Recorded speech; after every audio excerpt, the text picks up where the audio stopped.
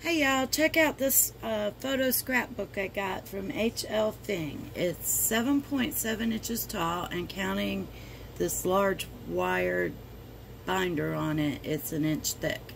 It comes with 2 pages of these photo corner stickers. There's 20 sheets of black paper, which gives you actually 40 pages altogether.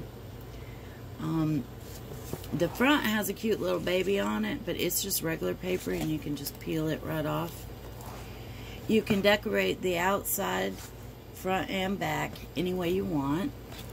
And then, like I said, the inside has the black pages, but it also has black on the back cover and black on the inside cover. These are perfect for like the metallic markers, because they'll really stand out on this, whether you use the markers or the gel pens, either one.